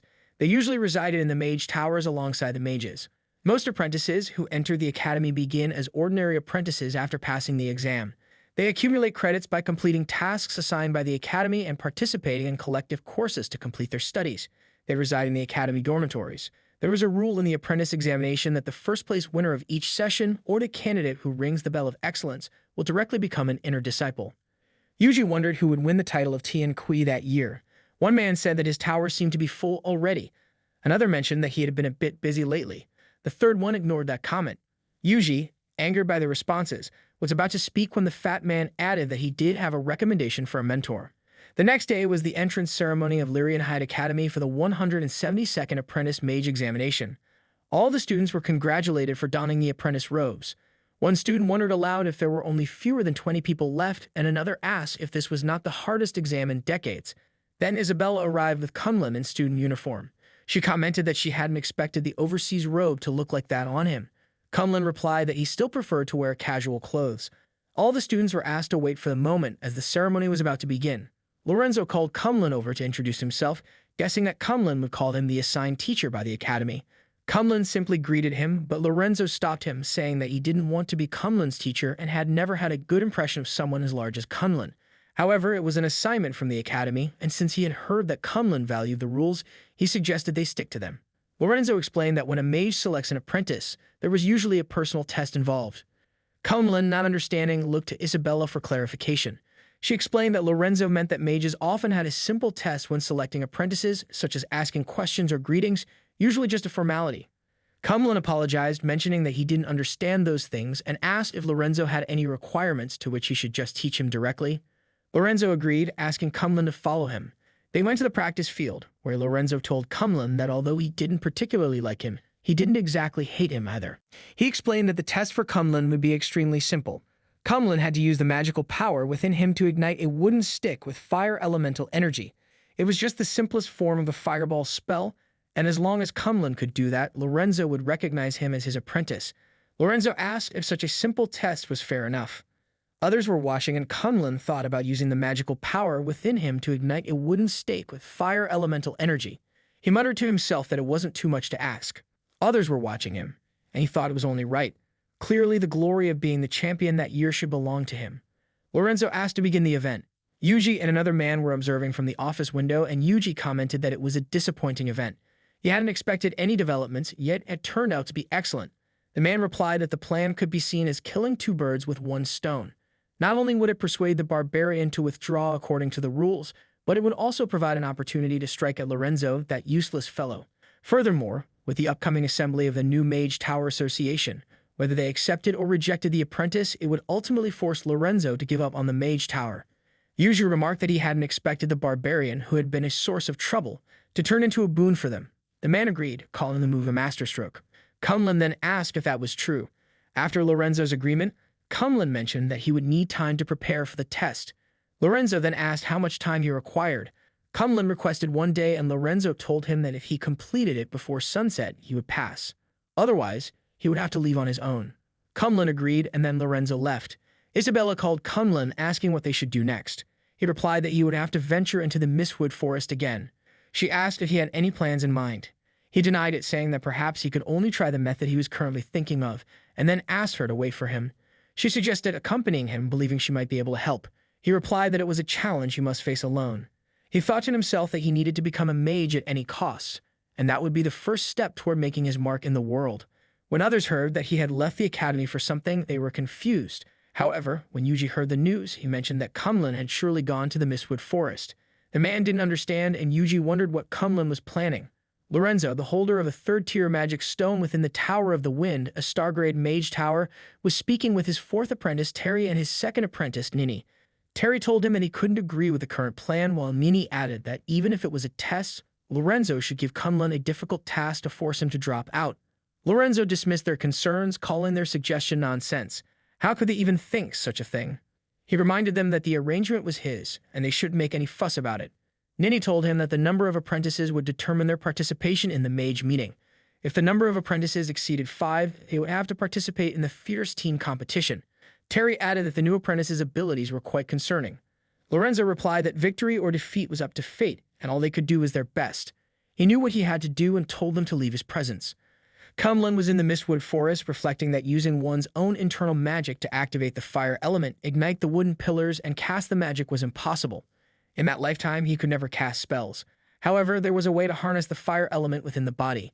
He recalled the evening before the last day, when Jia had privately given him a book on the Mistwood Forest as compensation from the school for attempting to tempt him into cheating. Kunlun read the information in the book, which seemed to focus on the fire cave. The scene shifted to an owl approaching the headmaster, carrying a scroll. The owl announced that it was a message from the Mage Association for Grand Magus Ozurupaku. The headmaster wondered if it was an intercontinental message. The scroll opened like a portal, revealing the afterimage of a lady who addressed the headmaster as Osuru. She asked if he still remembered their 7-year agreement. He commented that she was still as beautiful as ever. As evening fell, Isabella waited for Kunlun, and Yuji asked a man if Kunlun had returned, noting that it was already sunset. The man replied that it seemed Kunlun's words about preparing were just an excuse. He was likely retreating empty-handed after realizing the difficulty. Yuji remarked that young people were always so concerned about their reputation. News soon reached both Yuji and Lorenzo. The students were shocked by something they saw and wondered if it was an invasion by a beast. They debated whether they should notify the teachers, but then they realized it was Kunlun, who now resembled a beast, telling them to step aside as he needed to go to the training ground. They were confused, wondering if it was really him and what he was even saying. Isabella approached him, deeply worried, but Lorenzo stopped her, noting that the aura of the fire core around Kunlun was incredibly strong, and his current state was extremely unstable. He warned that provoking him rashly could cost someone their life. Kunlun insisted on taking his test, and Lorenzo asked what he had done to himself. Kunlun then recalled his conversation with Ajax, who had been shocked and asked if he was an idiot. Ajax explained that the fire core could only be used for forcing, and swallowing it would only lead to an explosion. Lorenzo wondered if Kunlun had been foolish enough to swallow the fire core. Kunlun mentioned that he was ready to use the magic power within him to ignite the wooden stakes. Lorenzo acknowledged this and watched as Kunlun unleashed the fire from his fist. Everyone watched in anticipation. At first, the fire didn't catch on the log, but eventually ignited, leaving everyone, students and Yuji included, shocked.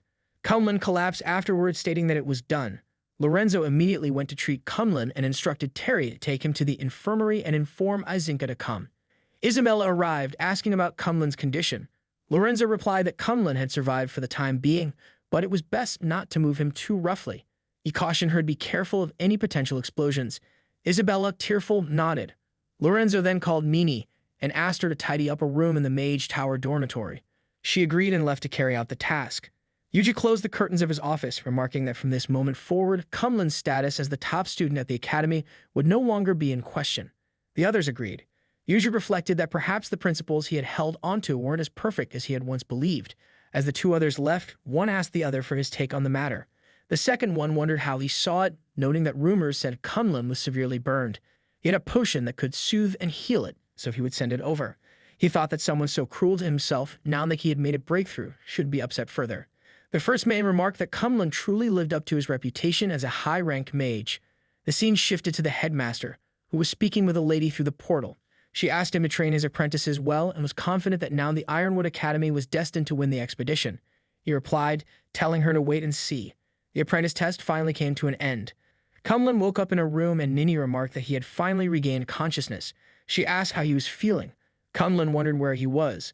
Nini informed him that he was in his room. He saw Isabella sleeping next to him, sitting and holding his finger. Terry explained that Isabella had stayed awake for 2 nights in a row, keeping watch over him, and finally couldn't stay awake any longer. Kunlun acknowledged how hard Isabella had worked. Then he wondered if he had passed the test. Terry confirmed it and congratulated him, saying he had become the 5th disciple of Master Lorenzo. Nini introduced herself as the 2nd eldest senior, while Terry introduced herself as the 4th apprentice. Kunlun greeted them both. Terry told him he should call them by name and suggested they tell the teacher that he was awake. Just then, the eldest apprentice arrived and asked if they knew Kunlun's whereabouts. Kunlun remarked that he was the one who didn't know his limits. The boy retorted that Kunlun was quite audacious. Kunlun replied that he wasn't audacious enough and asked the boy if he had a problem with that. Angered, the boy was about to react when Nini stepped in and told him to calm down. She then introduced him as Eisenberg, their senior. Eisenberg shouted that there was no need to stop him, insisting that there were some things Kunlun needed to know. He then demanded whether Kunlun realized how much trouble he had caused the teachers by seizing that apprentice spot.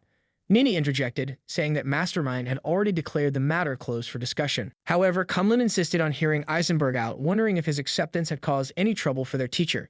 Terry then explained that from Kunlun's perspective, he was innocent. However, his presence had clearly been exploited by certain individuals who sought to undermine the teacher. This was especially significant because it would determine how they participated in that year's Mage Tower competition.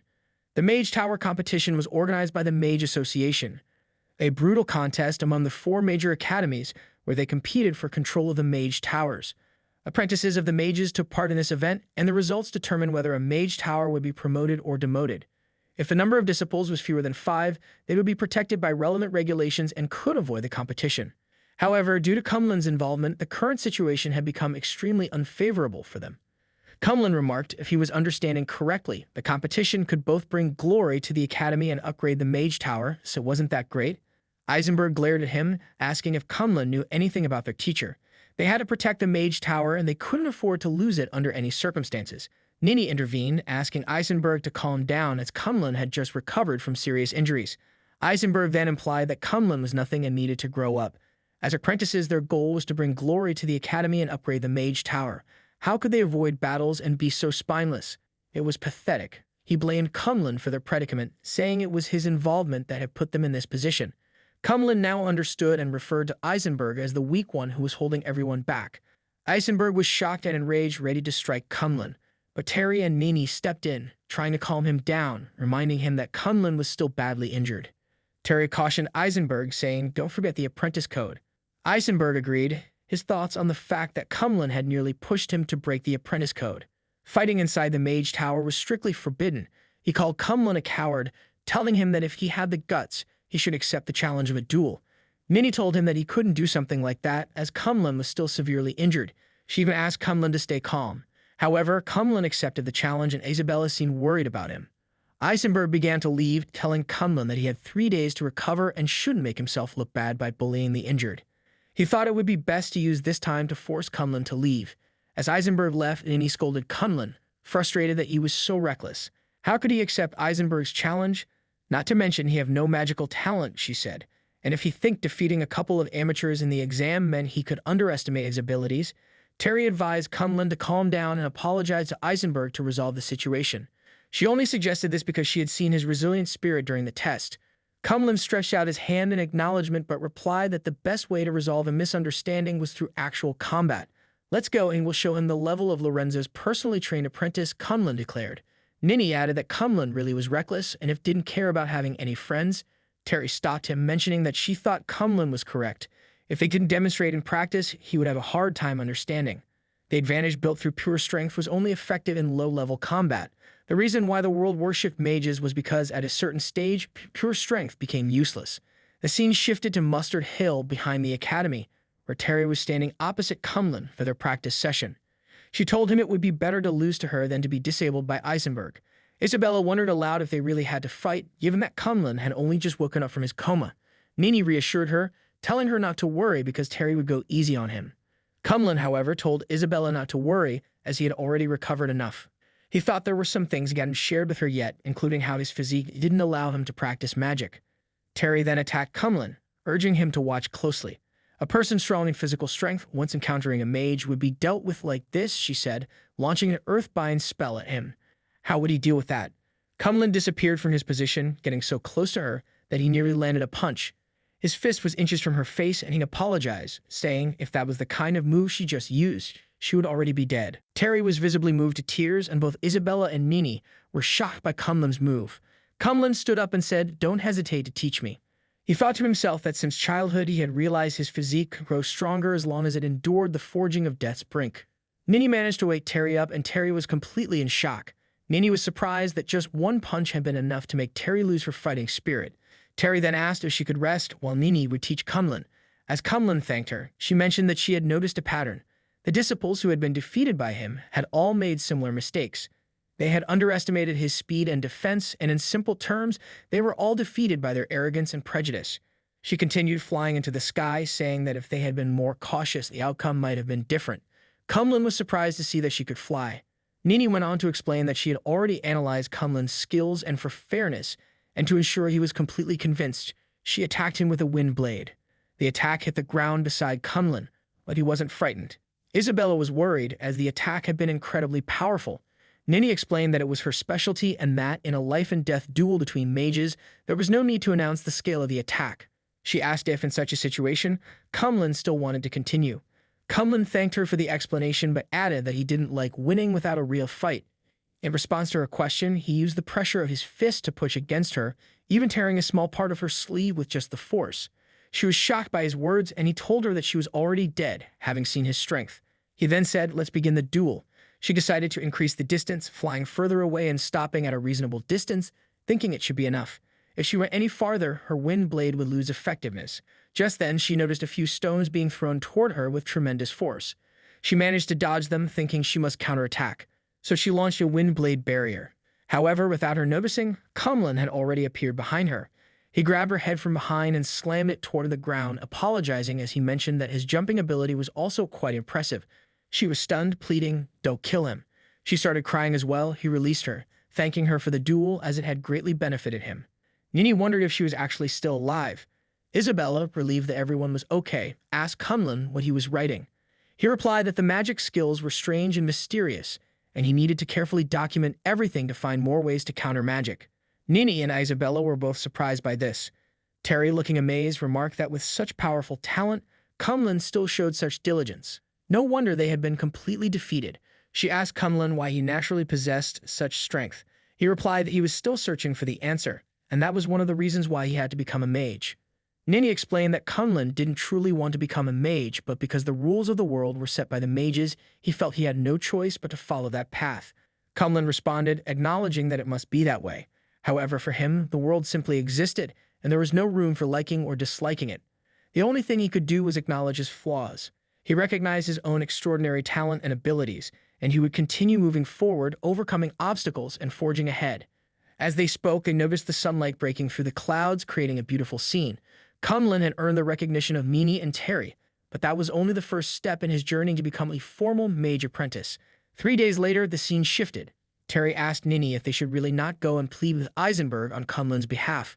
Nini replied that it wasn't necessary, as she had come to realize that it might be best for Kumlin and Eisenberg to communicate directly. Terry then asked who Nini thought would win between the two of them. Kumlin stood facing Eisenberg, who declared that he wouldn't hold back in their duel. If Kumlin lost, he would have to leave Master Lorenzo's tutelage. Kumlin, unshaken, asked to begin the duel, stating that he would not lose and wouldn't leave voluntarily. Eisenberg smirked, saying that he would simply have to accidentally injure Kumlin during their bout. Eisenberg activated the magic field and called out to Kumlin, telling him that he had looked into Kumlin's background and knew about the journey he had been on. However, as the chief disciple of their master, Eisenberg felt it was his duty to eliminate Kunlun as he posed a threat to the upcoming Mage Tower tournament. As Eisenberg continued, Kunlun interrupted, saying that it was enough. He had heard that Eisenberg was ranked among the top 100 apprentices in the academy. Eisenberg, pleased by the acknowledgement, asked if Kunlun was backing down now. Kunlun, unfazed, replied that while Eisenberg might not be the best apprentice, he should at least provide him with useful insight. Kunlun challenged him, saying, "Just come on," and hit him with his strongest attack. Eisenberg, calling him arrogant, said he deserved nothing less than that. He then unleashed his attack using the inscribed hymn, which formed a massive circle in the sky. A tremendous surge of power was released from it, heading straight for Kunlun. After a moment of silence, Eisenberg thought to himself that it must have been a perfect hit. Didn't others say Kunlun was very agile? Did he get so scared that he forgot to dodge? Eisenberg pondered. He'd reflected on his harshness, but believed he wasn't wrong. If anyone was to blame, it was the world itself. Kunlun, coughing and recovering from the attack, wondered aloud, was that inscribed magic? The release direction was subtle, and the attack itself was cleverly executed. Eisenberg was indeed stronger than any apprentice Kunlun had encountered before. The force of the strike was likely as powerful as Kunlun's full strength at the age of 14. Eisenberg was shocked to see that Kunlun had actually withstood an inscribed attack with his bare body. He couldn't help but wonder what kind of monster Kunlun was. Kunlun, unfazed, mentioned that if Eisenberg had any stronger spells, he shouldn't hold back. Eisenberg agreed, stating that he would treat Kunlun as an equal and fight him with respect. He muttered a few words under his breath and then unleashed the inscribed magic earth prison. A multitude of rocks appeared around Kunlun, forming a prison to capture him. Without missing a beat, Eisenberg followed up with Wind Rush, creating a powerful tornado that mixed with the rocks. He didn't stop there, he used Lightning Bolt next, causing a massive explosion. Despite the overwhelming power of the attack, Kunlun calmly remarked that he now understood Eisenberg's weakness. Eisenberg was a jack of all trades, but a master of none. Eisenberg, completely stunned by this insight, was unable to respond in time. Kunlun rushed forward to attack, but Eisenberg quickly raised a shield to defend himself. Kunlun, with a knowing look, said that he had already seen through the shield and delivered a powerful punch to break it. Eisenberg spat out blood, incredulous, and shouted that it was impossible.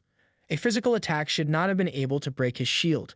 Without hesitation, Kunlun grabbed Eisenberg's head and slammed him into the stone behind him, shattering it into small pieces. Eisenberg was left in shock as Kunlun stood over him. Finally, Kunlun said, "Eisenberg, you've lost." Kunlun turned and said that nothing was impossible, it was only a matter of strength. Eisenberg then asked why Kunlun hadn't killed him. Kunlun replied that it was just a sparring match between fellow students, and there was no need for it to be a fight to the death. Besides, if he had injured Eisenberg, they would have lost a member for the Mage Tower tournament. Eisenberg, overcome with emotion, began to cry, lamenting his loss. He wondered if Kunlun could really lead them to victory, especially given the deteriorating health of their teacher. As Kunlun began to leave, he stopped and remarked, "A real man doesn't cry just because he was hurt." Eisenberg shouted back, "These weren't tears of defeat, they're tears of excitement." Kunlun then met up with Nini, Terry, and Isabella. Isabella, concerned, asked if Kunlun was injured. Nini mentioned that their communications seemed to have gone well. She also added that they had come to deliver a message. The teacher was waiting for Kunlun in the study room. Kunlun agreed, and Nini teased that Kunlun might meet someone interesting there as well. Terry added that they might get along quite well. When Kunlun arrived to meet the teacher commented that it seemed Kunlun's body had recovered well. Kunlun thanked him for his care. The teacher, however, downplayed his role, saying that using magic to heal Kunlun wasn't his doing. If you want to thank someone, so he should thank the girl. A girl greeted Kunlun, introducing herself as Isinka, the third disciple of the teacher. She asked why he had done this to himself again and whether he wanted her to heal him. Kunlun greeted her in return, explaining that the injuries were minor and there was no need for healing. He thanked her for her previous assistance, however. Isinka touched his biceps and remarked that his body was quite peculiar, feeling stronger than before. She then asked if he could give her some of his blood. The teacher, noticing the conversation, told Isinka that she could leave for now, as he had some matters to discuss with Kunlun.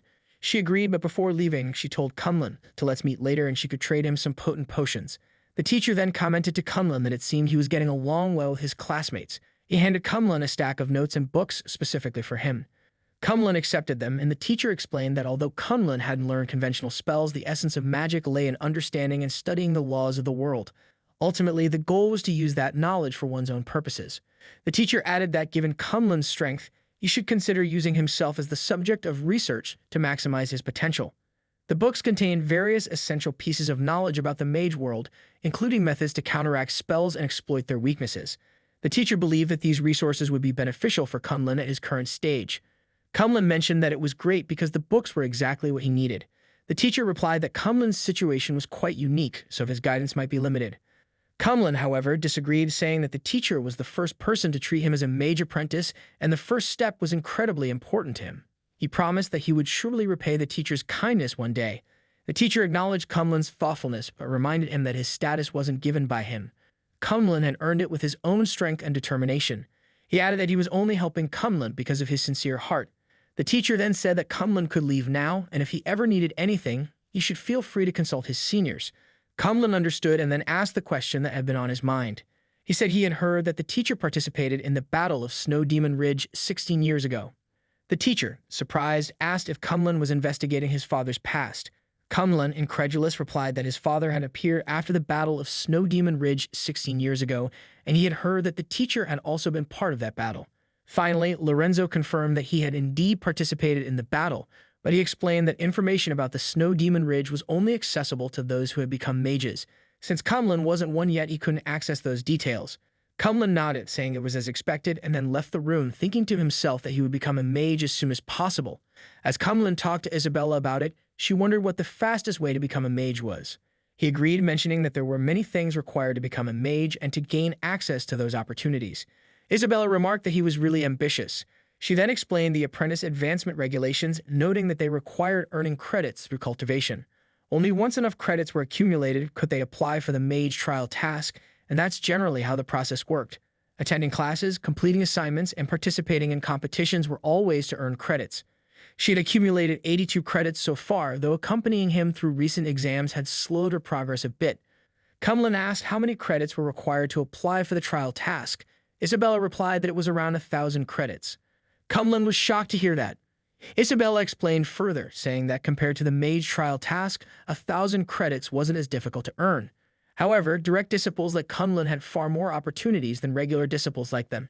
As they passed a group of people with horns, Kumlin wondered aloud why there were so many different races on campus lately. Isabella explained that those individuals were apprentices from other academies. A man approached and excused himself before asking if Kumlin was the top disciple of that year's Reinhardt Academy. Kumlin confirmed it. The man nodded, saying it was as expected, then introduced himself as Cinder from Hemlock Magic Academy. He added that he was looking forward to facing Kumlin at the Magic Tower tournament. Eisenberg told Kumlin about the Magic Stone Crystal Core, which serves as the heart of the Magic Tower. It was also a crucial element for refining magic and creating magical items. However, high-level Magic Stone Crystal Cores were extremely rare resources. To address the distribution of these stones among mages, Mage Tower tournaments were held. To prevent conflicts within the academy during the preliminary rounds, invitations were sent to other academies for the allocation matches. The 26 teams from Hemlock Magic Academy participated, and that year, Reinhardt Academy also had 26 teams competing.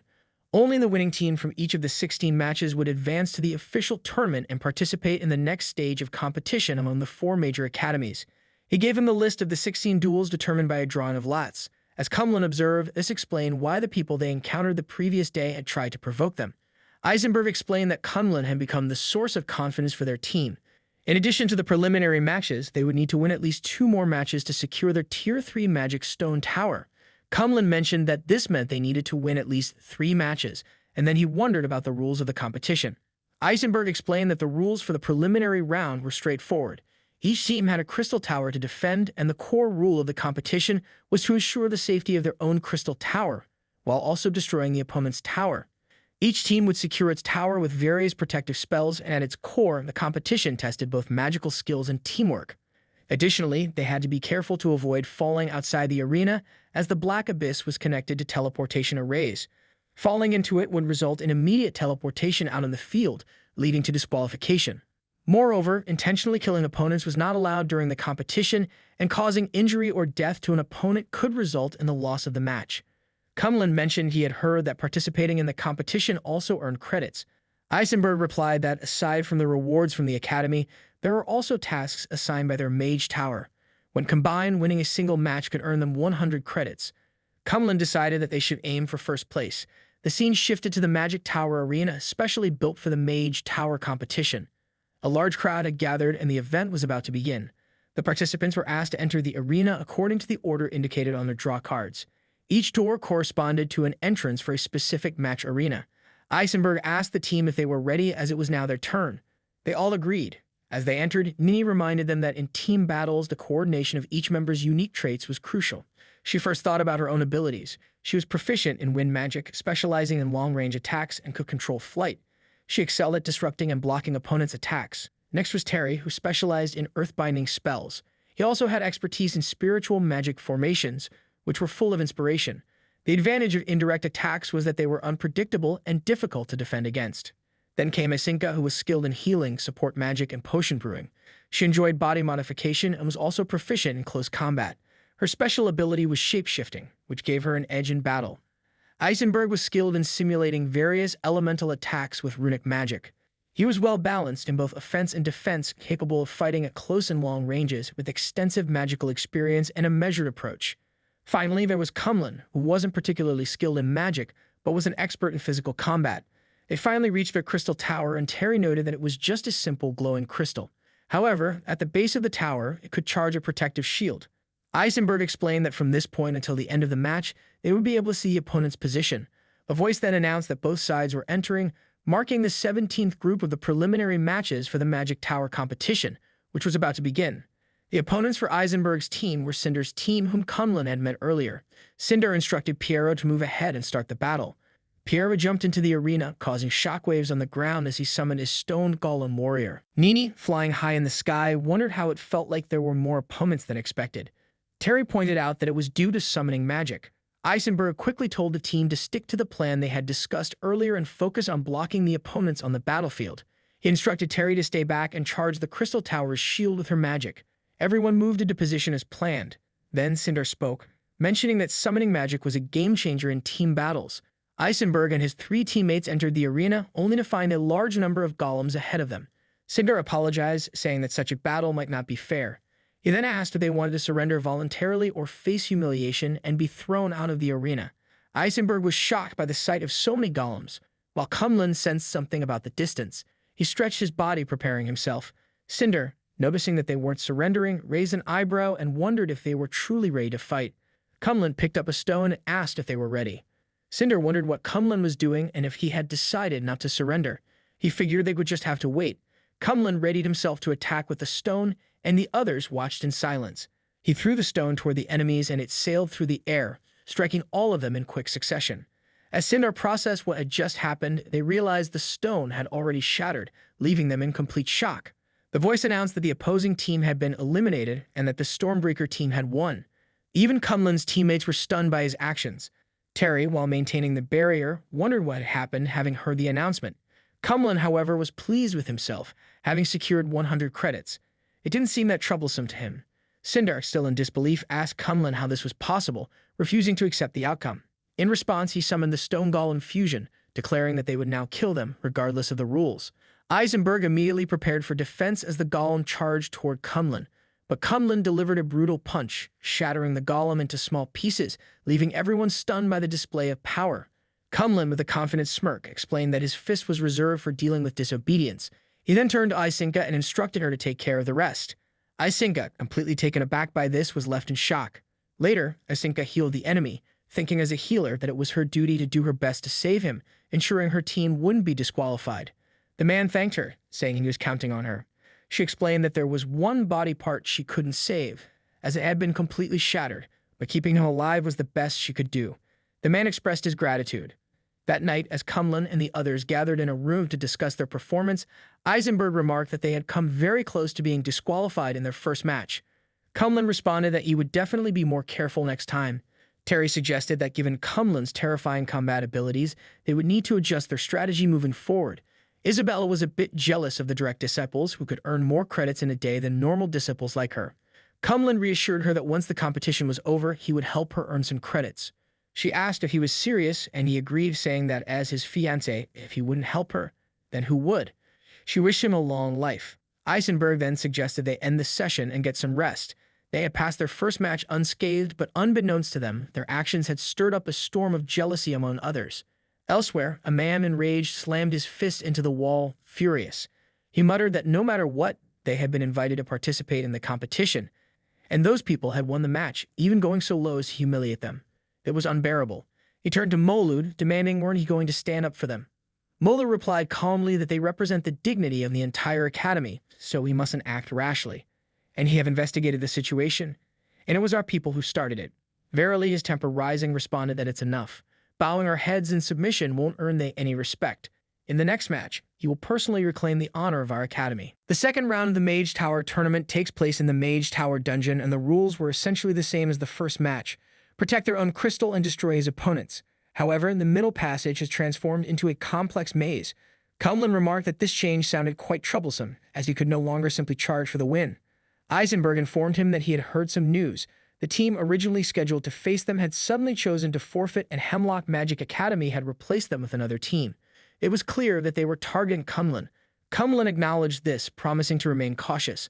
Eisenberg explained that there were multiple entrances to the chamber, and according to the pre-match analysis, they should prioritize defense.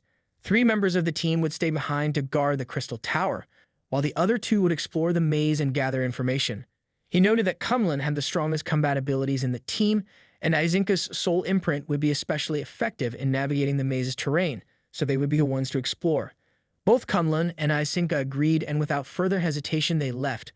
On the other side, in Hemlock Magic Academy's Crystal Chamber, Verily sat alone with the stone when someone emerged from the wall, announcing that they had located the enemy. Verily acknowledged this with appreciation, telling the individual to start the match. He added that he wanted more than just a win. He wanted to make them pay the price they deserved. The person left, understanding his intent. Meanwhile, as Cumlin and Izinka made their way through the maze, she asked if he had considered her previous proposal. Cumlin wondered what she was referring to. She clarified that if he gave her a small amount of his blood, she could provide him with some incredibly powerful potions. Just 400 milliliters would suffice. Cumlin was curious about what she meant by amazing. Izinka explained that her specialty was brewing potions, particularly those tailored for blood donors. Some could enhance magical power, even though Cumlin probably didn't need that one, while others could induce temporary death, alter magical properties, or even permanently change one's appearance. Cumlin coughed awkwardly, saying that none of those seemed particularly useful to him. However, if his blood could help her, he would gladly offer some after the match. Izinka smiled, pleased by his generosity. She reassured him, saying to no worry, as she won't let him down. As they continued, a thick mist began to fill the chamber. Izinka immediately covered her nose, remarking that it seemed suspicious. She then advised Cumlin to cover his nose and mouth as well. 2 men appeared, one riding a spirit, and they both warned the duo to slow down. Cumlin realized too late what was happening. The mist was disabling everyone's magical abilities. The first man was Schaffer Near, the Goblin Prince, who specialized in poison magic and could control the poisonous mist. The second man was Theodore, an insect mage, a member of a terrifying family known for raising insect monsters using their own souls. Izinka quickly told Cumlin that they needed to leave the area. However, Cumlin was already charging at Theodore, who was sitting atop an insect. He remarked, "It's like a mantis trying to stop a chariot." He then ordered his insect to kill Cumlin. Cumlin struck the insect with such force that it was knocked back, and Theodore spat up blood. Schaffer, watching the exchange, was stunned. He couldn't understand how Cumlin had managed such a feat, and what kind of magic it was. Cumlin taunted him, saying, "Think it over slowly after you wake up." As Schaffer collapsed, Cumlin wondered how the Goblin Prince had been defeated so easily, especially since he hadn't even struck him. Suddenly, a shadowy figure appeared behind Izinka and grabbed her, pulling her into the ground with a mysterious power. The figure mocked Cumlin, praising his skill. Cumlin was immediately concerned for Izinka, realizing that the cunning and unpredictability of magic made it difficult to defend against. Cumlin could hear Izinka's breathing and the faint sounds of movement against the walls. He struck the wall in the direction of the noise, then continued hammering at it. Meanwhile, a shadowy figure continued dragging Izinka away, telling her to relax. Since he hadn't killed her opponent, they could do whatever they wanted. Suddenly, Cumlin broke through the wall ahead of the shadowy figure, declaring that he found him. The man's eyes widened in fear. Panicked, he warned Cumlin not to come any closer or he would kill Izinka. Before he could act, Izinka transformed into a wild boar and let out a fierce roar. Then, with incredible force, she charged into the shadowy figure, sending him tumbling to the ground. Everyone, including Cumlin, was caught off guard by this sudden transformation. Realizing he was at a disadvantage, the shadowy figure decided to flee. He turned to sink into the ground, but before he could escape, Cumlin lunged forward, demanding where did he think he was going. He swung his fist, aiming to land a powerful strike. The shadowy figure was badly injured, and Cumlin asked him if he really think he could pull the same trick on him again. Izinka let out a roar and then returned to her normal form, adjusting her clothes carefully. She apologized to Cumlin, feeling embarrassed for the way she had transformed in front of him, explaining that the skill had caused some damage to her clothes. Kumlin understood, admitting he often found himself in similar situations. Just then, Nini arrived, looking severely injured. She told them that their crystal tower was under attack, and the enemies had managed to come up from behind. She urged them to follow her. Kumlin stopped Azinka, telling her to wait as he would go alone. He then asked Nini who had injured her, suggesting she might want to prepare herself first. Nini dismissed it as nothing serious, but insisted they had to hurry. Frustrated, Kumlin punched her, sending her crashing into the wall. Azinka gasped in shock. Kumlin simply muttered it was a trivial skill. That person had the audacity to show off. Suddenly, the enemy revealed their true form. Yaki, a member of Hemlock Magic Academy who specialized in illusions, illusion arrays, and mental manipulation. Yaoki asked Kumlin how he had seen through his tricks. Kumlin smirked. Yaoki made a lot of mistakes, and he was at a loss for words. Besides, even if he had succeeded, there's always someone there to cover for him. Yaoki scowled, calling Kumlin an idiot until he knew it was a trap and still followed, and if he had a death wish.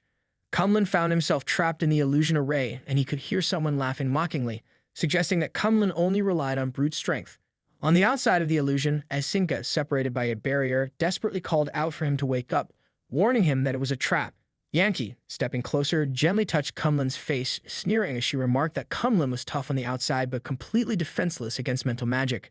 She laughed, saying, "Let's see what's hidden deep within his heart."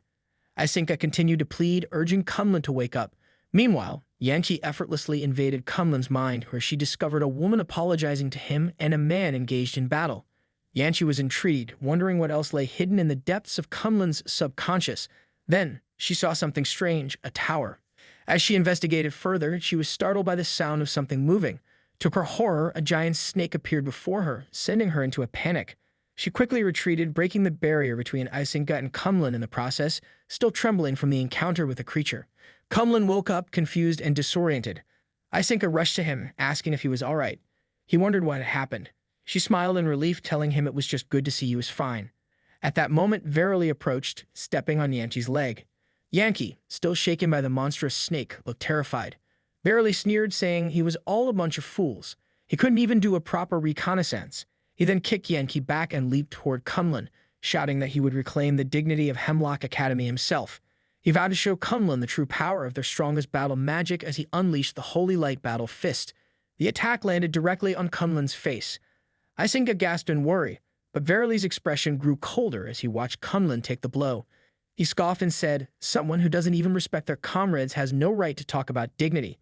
He then taunted, "Was that the strongest strike?" Verily's hand recoiled with pressure as Kumlin launched his counterattack, using 50% of his strength. Verily was taken aback by the force of the strike, but then he was hit, crashing into the wall. Azinka watched in surprise as Kumlin stood tall and said, "Anyone who disrespects their comrades earns my contempt." He then apologized to Azinka, acknowledging that he had caused her trouble. The announcement rang out, declaring that the Hemlock Academy team had been eliminated and Lyrian Hyde Academy was the winner. Eisenberg and the others were stunned, with Eisenberg telling Kumlin and Azinka that they had successfully completed the scout mission. They had finally passed the second trial. The news reached Molu, who was surprised to hear that his teammates had been wiped out. As he read the report, he muttered to himself that it seemed they had hit a wall. He wondered if Team Jis was up next to face Kumlin's team. The man standing in front of him agreed with that assessment. Molu then instructed the man to have Team Jis forfeit the match, stating that there was no need for unnecessary sacrifices. He would love to fight them, he said, but not here. Lorenzo praised his disciples for making it to the top 16, expressing how sincerely proud he was of them. He told them that, as their teacher, if their goal had been to simply guard the third-level mage tower, they had already succeeded. Eisenberg, however, pointed out that they were determined to continue competing and aimed to win the higher-level Magic Tower's crystal core. This was a once-in-a-lifetime opportunity. Nini added that it was rare to earn credits just by swinging their fists, emphasizing the importance of what they were pursuing. Lorenzo asked if that was truly what they all thought. He warned them that, to be honest, after reaching the top 16, the battles would become extremely dangerous. They reassured him not to worry, explaining that it was their collective decision and each of them had their own reasons for continuing the fight. The scene then shifted to a memory from the second battle review meeting, where the other four bowed to Kumlin, asking him to accept their request. Kumlin wondered what kind of scheme they were up to. He recalled a secret he had learned from Eisenberg about teacher Lorenzo 16 years ago during the Snow Devil Ridge battle. Lorenzo had used a Moonlight-level spell far beyond his rank. Thanks to his efforts, many mages' lives were saved, and the Academy rewarded him with the position of overseeing the third-level mage tower.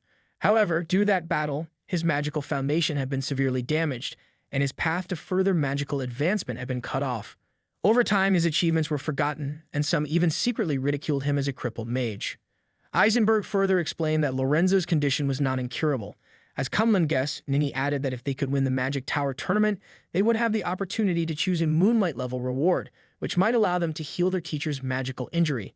Terry remarked that it was an extravagant hope, one they had never dared to even consider before. Isinka, however, added that with Cumlin now on their side, they could see a glimmer of hope. They all rallied together, asking Cumlin to lead them to victory in the Magic Tower tournament. Cumlin smiled and replied he thought this would be difficult, but winning the Magic Tower tournament has always been my plan. With that, they all boarded a flying ship, embarking on their journey to the Magic Tower tournament. The top 16 matches would take place at the junction of the 4 major academies' territories, specifically in the sacred plains of Ferristed. Isabella was also with them, and she turned to Cumlin, reminding him to be cautious as they neared the sky-reaching Divine Free. She had been invited as the team manager and was excited about earning credits while traveling with them. Cumlin, equally excited, looked forward to reaching Ferristed, and with that, his adventure story began to unfold.